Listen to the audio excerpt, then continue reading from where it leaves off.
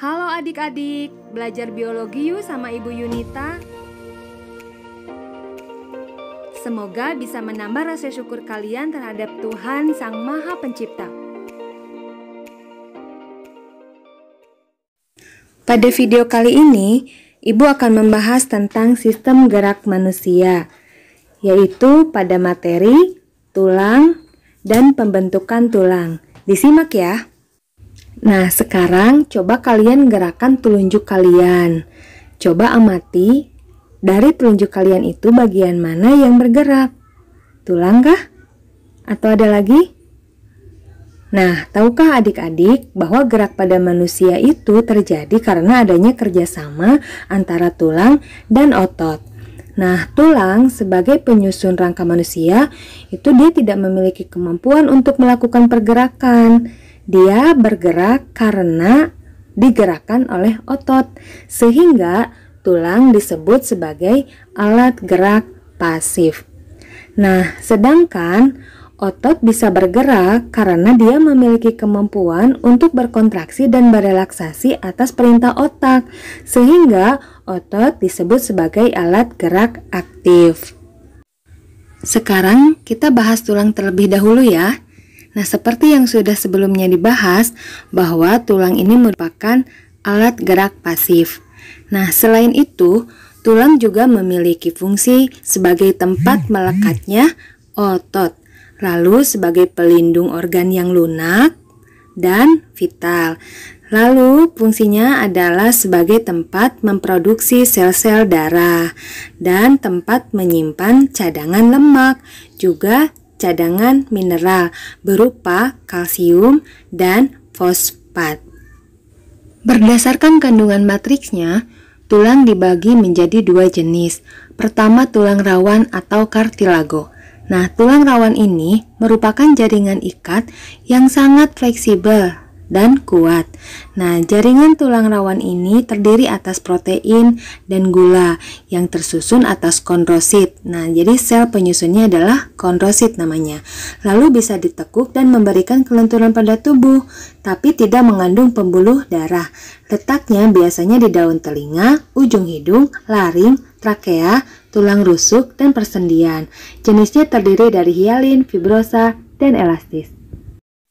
Yang kedua adalah tulang keras atau osteon.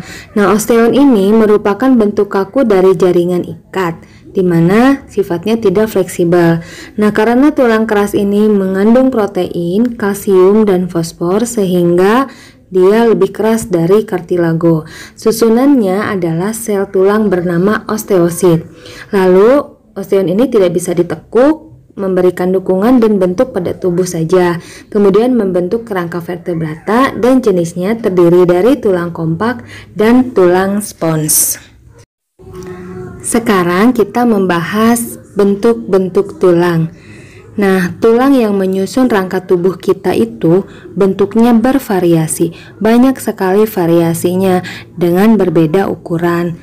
Nah, secara garis besar bentuk tulang itu terdiri dari tiga. Pertama, tulang pipi, kemudian yang kedua tulang pendek, dan yang terakhir yang biasanya kita mengenal tulang itu adalah bentuk tulang seperti ini ya, yaitu tulang pipa. Baiklah, kita bahas satu persatu ya. Yang pertama, tulang pipi. Tulang pipi ini cirinya tulangnya tipis dan kadang melengkung, merupakan titik tempat menempelnya otot. Juga tulang pipi ini menyelubungi organ penting dalam tubuh, sehingga fungsinya dia untuk menjaga organ-organ vital dalam tubuh kita. Nah, di mana letak tulang pipi?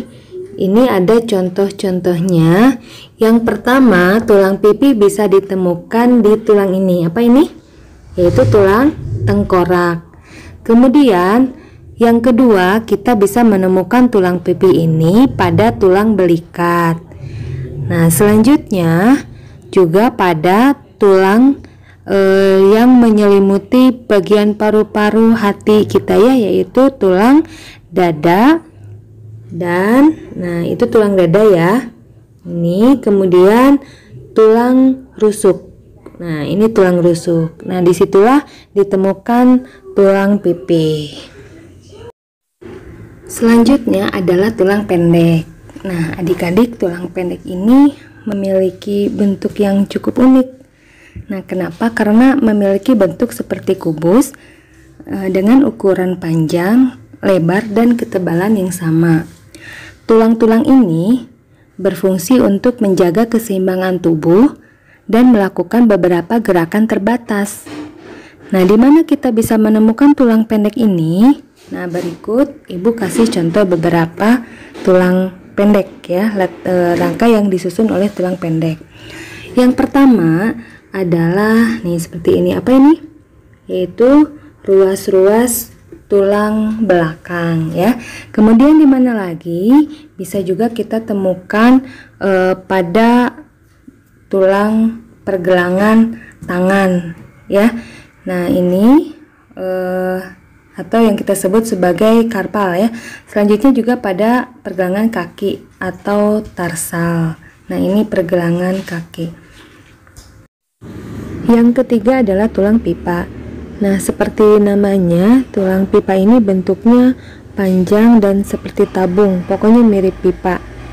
Nah, lalu di bagian ujung-ujungnya itu terdapat daerah di mana di situ letak adanya sambungan dengan tulang yang lain. Jadi menghubungkan dengan tulang lain yang istilahnya kita sebut sebagai persendian atau artikulasi. Nah, kemudian pada bagian tengahnya yang berbentuk seperti batang itu mengandung sumsum tulang dan ada pembuluh darah. Nanti pada gambar dijelaskan ya.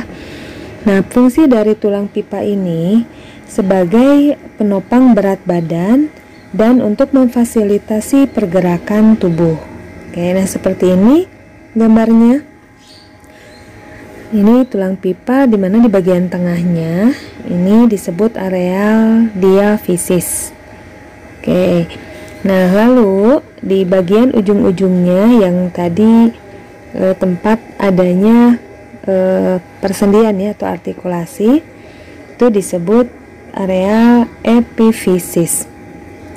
Nah, lalu di antara epifisis dan diafisis ada areal yang disebut cakra epifisis, di mana cakra epifisis ini merupakan areal pertumbuhan tulang ya, terutama pada anak-anak. Cakra epifisis ini diperkaya oleh yang namanya osteoblast.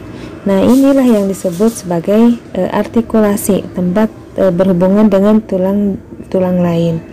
Nah, ini di bagian tengah pada bagian diafisis itu mengandung sumsum tulang di bagian dalamnya ya, dan pembuluh darah. Nah, itulah tentang tulang pipa. Sekarang letaknya. Nah, tulang pipa ini bisa kalian temukan pada bagian-bagian tubuh berikut. Pertama, tulang lengan, yaitu pada lengan atas, tulang pengumpil, dan tulang hasta. Lalu pada tulang kaki, yaitu pada tulang betis, kemudian tulang paha, dan tulang kering. Sekarang kita bahas tentang proses pembentukan tulang, atau istilah lainnya adalah osifikasi.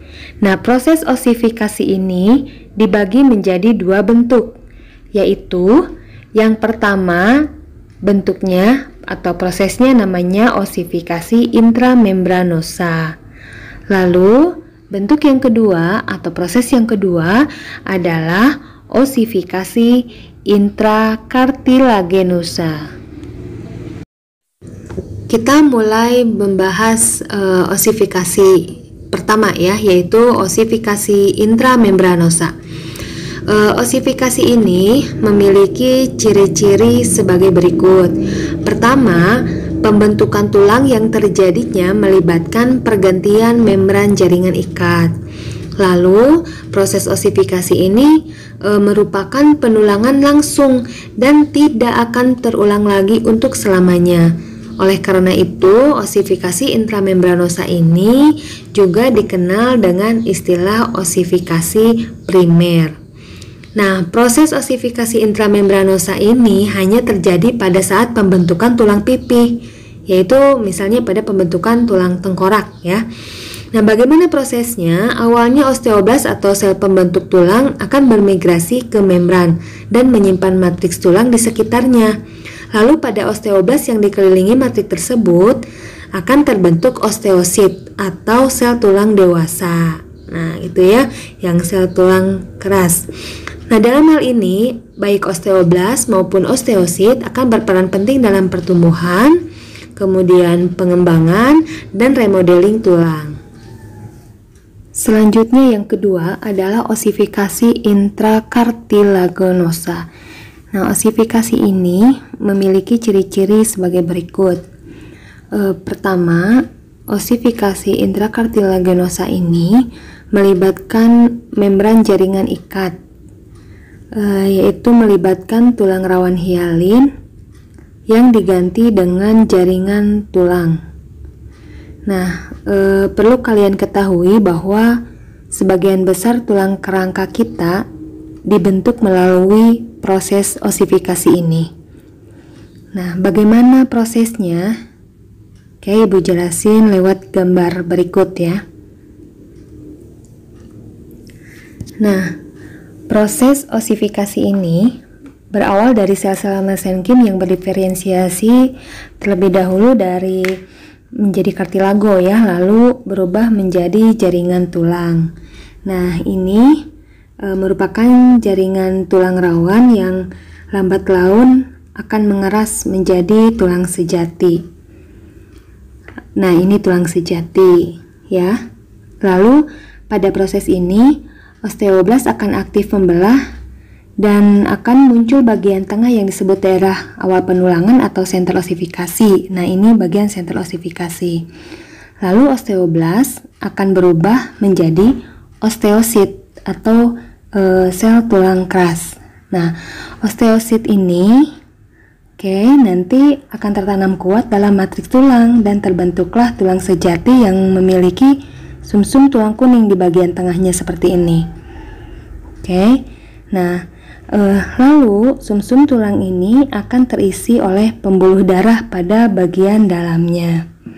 Nah, pada saat yang sama akan terjadi proses pembentukan tulang yang berlangsung pada bagian epifis. Nah, ini ya.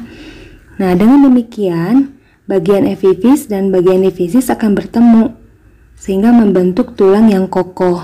Nah, ini tulang yang kokoh bagian atasnya merupakan persendian atau tulang sendi ya, yang nanti bertemu dengan tulang lain atau artikulasi. Nah, ini adalah tulang keras yang sedang tumbuh. Lalu matrik tulang yang berongga akan membentuk tulang spons seperti ini. Nah, itulah penjelasannya ya. Selanjutnya, perkembangan tulang. Nah, pada bahasan ini kita akan membahas bagaimana tulang tumbuh, kemudiannya awal tumbuh, kemudian tumbuh pesat sampai akhirnya lambat laun menurun pertumbuhannya sampai berhenti dengan sendirinya. Nah, pada tahap awal, tahap endokondral, tulang rawan yang terdapat pada ujung tulang yaitu epifisis itu akan terus mengalami pertambahan panjang. Nah, pertambahan panjang ini terjadi biasanya ketika seseorang pada masa kanak-kanak sampai dia berusia remaja. Nah, ini akan terus mengalami perpanjangan. Nah, hingga nanti pertumbuhan tulang tersebut akan melambat dan pada akhirnya akan berhenti dengan sendirinya. Nah, kapan proses perkembangan dan pertumbuhan pesat ini terjadi dan berakhir? Yaitu pada saat seseorang masuk atau memasuki usia sekitar 20 tahun. Jadi kondisi berhentinya pertumbuhan itu saat memasuki usia 20 tahun rata-rata ya. Nah, apa sih yang menyebabkan pertumbuhan tulang itu melambat sampai berhenti?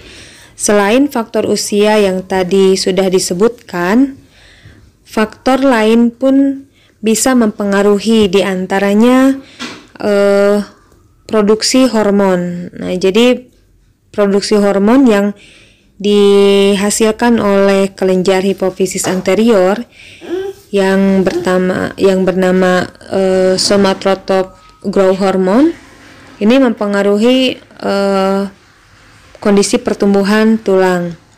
Juga hormon seks dari ovarium dan testis.